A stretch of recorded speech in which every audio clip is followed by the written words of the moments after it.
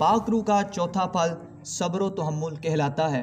अबरानियों के नाम के खत 12वें बाब की पहली आयत में रसूल लिखते हैं, बस जब के गवाहों का ऐसा बड़ा बादल हमें घेरे हुए है तो आओ उस दौड़ में सब्र से दौड़ें जो हमें दरपेश है, और ईमान के बालनी और कामिल करने वाले यीशु मसीह को तकते रहें जिसने हमारी खातिर सलीब का दुख सहा।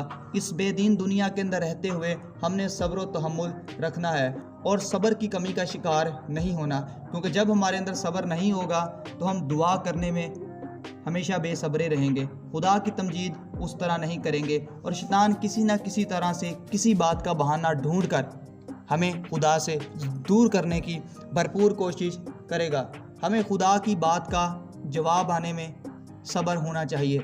जिस तरह दानियेल 21 दिनों तक दुआ करता रहा, उसके बाद उसे इस बात का जवाब मिला।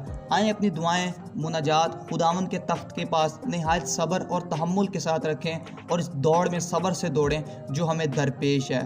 खुदावंद आप सबको सब्र का फल पैदा करने की तौफीक अता फरमाए।